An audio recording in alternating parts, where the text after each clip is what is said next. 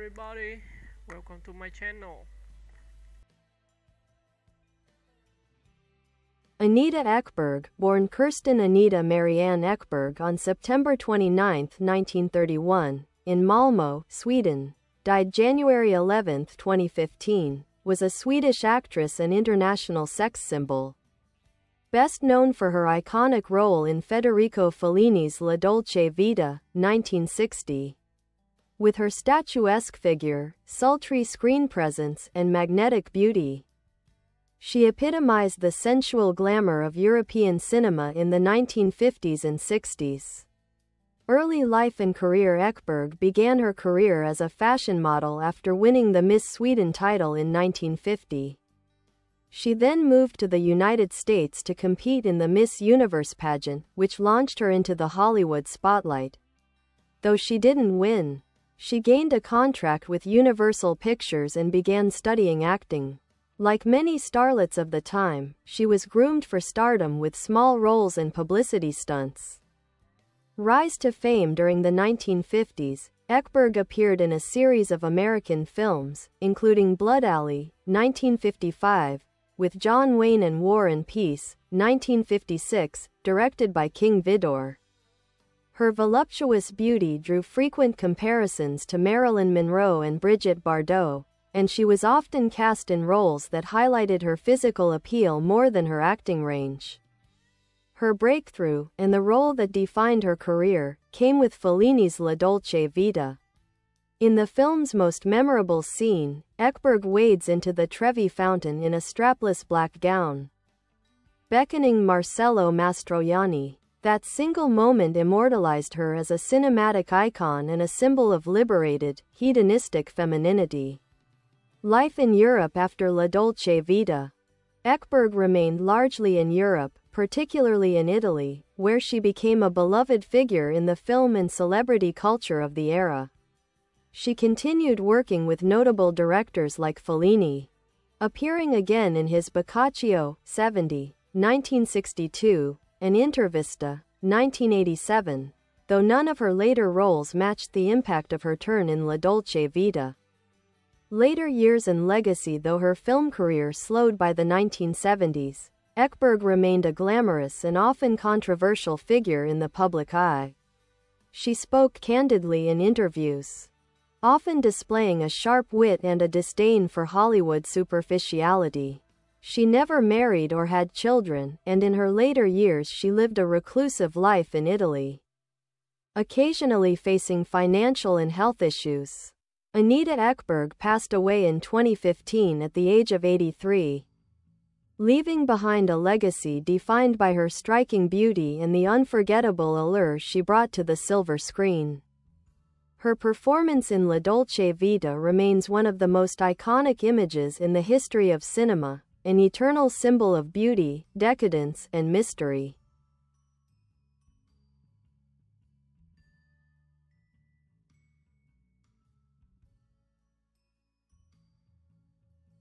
Glowing star. Anita Ekberg, the eternal goddess of the Trevi fountain, a Nordic beauty in post-war Hollywood. Born into a large working-class family in Malmö, Sweden, Anita Ekberg was the sixth of 8 children. In her early years, she had no formal acting ambitions, but her natural beauty drew attention, and after winning Miss Sweden in 1950, she traveled to the United States to participate in the Miss Universe pageant. Though she didn't win the title, her stunning appearance attracted the attention of Hollywood studio executives. Universal Pictures quickly signed her, initiating her into the starlet system of the 1950s, where she was given acting, dancing, and voice lessons while being cast in minor roles. She had to overcome language barriers and adapt to the entertainment industry's expectations. Yet she stood out, not just for her towering height, 5 feet 8 inches, and hourglass figure, but also for her charisma and Nordic coolness, a contrast to the sultry brunettes dominating the screen at the time. Hollywood's curvaceous answer to Monroe. During the mid-1950s, Ekberg was promoted heavily as a pin-up and exotic import. The press dubbed her the iceberg, playing off her Scandinavian origins and reserved demeanor.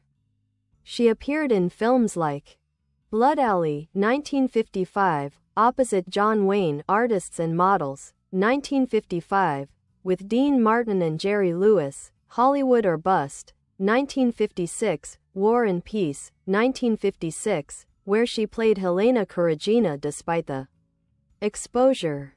She often found herself typecast in roles emphasizing her physique over her talents.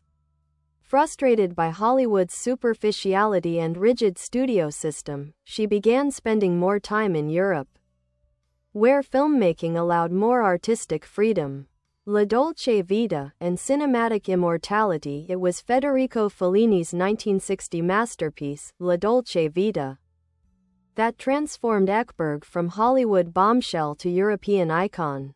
Cast as Sylvia, a glamorous American actress visiting Rome, she played a larger-than-life fantasy, sensual, radiant, and utterly free. Her nighttime frolic in the Trevi Fountain with Marcello Mastroianni is one of the most famous scenes in film history. Fellini later remarked that he didn't so much direct Ekberg as witness her.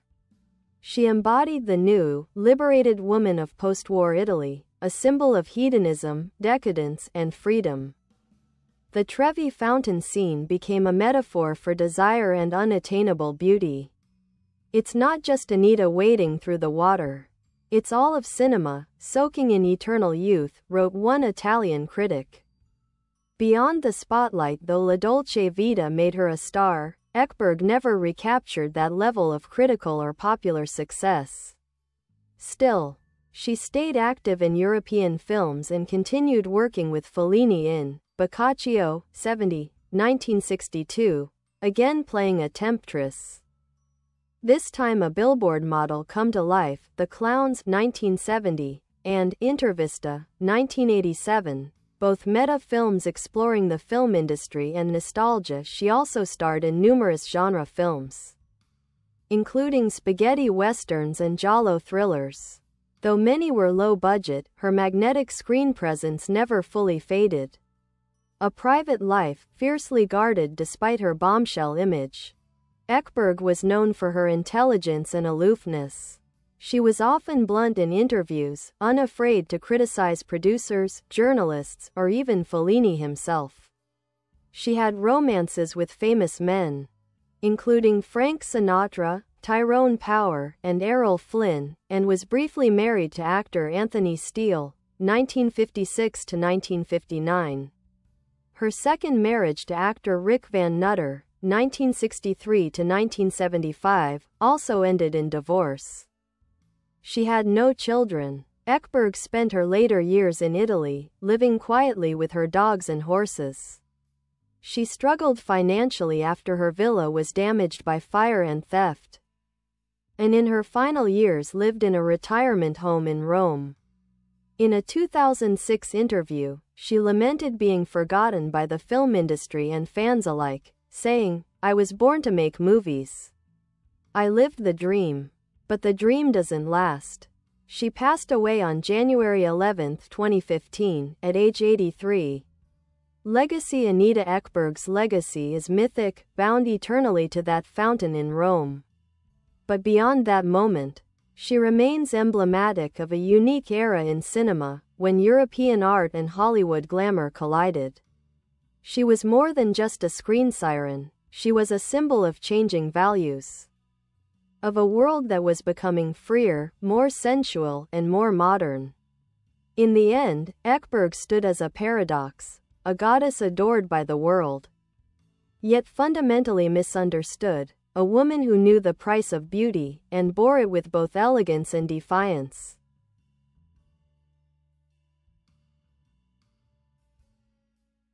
Anita Ekberg. Beauty as burden, icon as isolation, and emblem of a vanishing world. Anita Ekberg's stardom blossomed during a transformative era, the post-war rebirth of Europe, when the old world of monarchy and morality was dissolving into the neon blur of modernity. Her beauty, larger than life and unconstrained, came to embody the contradictions of the 20th century. Elegance and excess, sensuality and solitude, freedom and fame's quiet cruelty. Though often remembered for that single glittering moment in the Trevi fountain, Ekberg was no passing image. She was the living contradiction of the male gaze, embraced for her curves, but feared for her strength, desired but rarely understood. The woman behind the image Ekberg was a woman of immense independence. Behind the public image of the glamour girl was a solitary soul, resistant to the roles imposed upon her, not just by Hollywood, but by society. She never adapted to the mold of obedient starlet or nurturing wife. She never had children, not out of misfortune, but by choice. "I never wanted a baby," she once said. "I had dogs. A baby would have belonged to the man. Dogs are mine." She owned her life, even as it slipped out of public relevance. She rejected nostalgia and rarely clung to her stardom. When asked in interviews if she missed her fame, her answer was typically cold. "Why should I?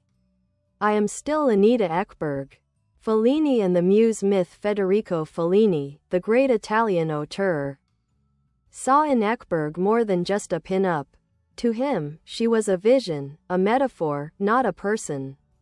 In his words, she was the dream of the unreachable woman, too large for any life to contain. But while Fellini immortalized her, he also helped trap her in myth. After La Dolce Vita, few directors dared to cast her in serious roles. Her image had become too sacred, too defined by a singular fantasy. She was no longer an actress, she was a symbol. And symbols, unlike women, aren't allowed to age. Isolation and Italy. Ekberg spent her last decades in seclusion outside of Rome, living modestly in a crumbling villa. She became estranged from the industry that once adored her. When her health declined and her home was damaged by fire and theft, the film world offered little help. It was Italy, not Sweden, not Hollywood, that ultimately cared for her, covering some of her medical expenses and offering her a final refuge. Even in her decline, Ekberg refused to beg for attention. There was nobility in her withdrawal, in her decision to remain an enigma rather than pursue reinvention. She never sought reality shows, never courted scandal. Unlike many of her contemporaries, she let her legend stand alone, untouched by the vulgarities of late celebrity culture. Symbolism and afterlife. Anita Ekberg's image remains eternal, not merely for her beauty, but for the paradox she represents. She is Eros and Thanatos, sex and death, vitality and vanishing. She is cinema's Venus, emerging not from a seashell, but from Rome's stone and water. She is a reminder of when stars were mysterious, not accessible, when mystique had currency, and charisma wasn't mass-produced. And yet, her story is also a cautionary tale. About how the world consumes beauty, then abandons it. About the loneliness of women turned into icons. About how one role can define you, and confine you, forever.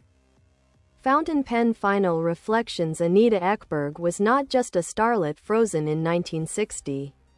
She was a fiercely independent woman who navigated a world that never quite knew what to do with her. She paid the price for beauty with silence, for myth with isolation. But she also tasted immortality, if only for a moment. And that moment, in the center of Rome, under midnight stars, arms stretched in joy, belongs to all of us now.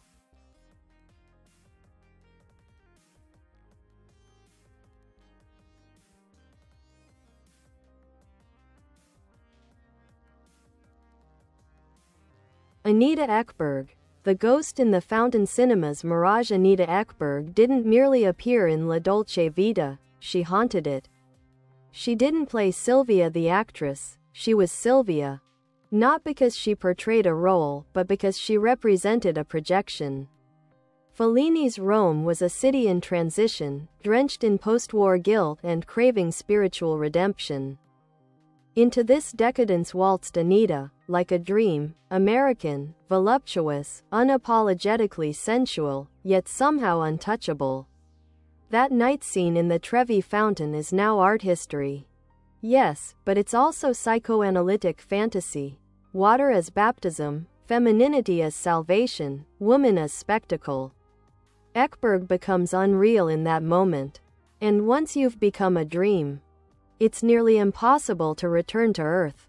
The body that spoke too loudly, Ekberg's body, was both her asset and her curse. Her figure, hourglass, towering, commanding, refused to be background. It demanded attention, but with that attention came the failure of imagination. She was rarely offered roles that treated her as intelligent, complex, or even human. This fate was common for actresses of her era, Marilyn Monroe, Mamie Van Doren, Jane Mansfield, but Ekberg handled it with more bite. She refused to infantilize herself. Her interviews are a fascinating mix of pride and weariness, revealing a woman aware of her own commodification, and disgusted by it. I have been a ballerina, a goddess, a whore, a joke. But I have never been what I am, she once quipped. They don't want Anita, they want Ekberg. That single vowel difference, Anita versus Ekberg, might as well be the space between self and image. Exile as rebellion. After the peak of her fame, Anita Ekberg chose voluntary exile, from Hollywood, from celebrity, even from her native Sweden. Italy. Bye bye. Thanks for watching. Bye.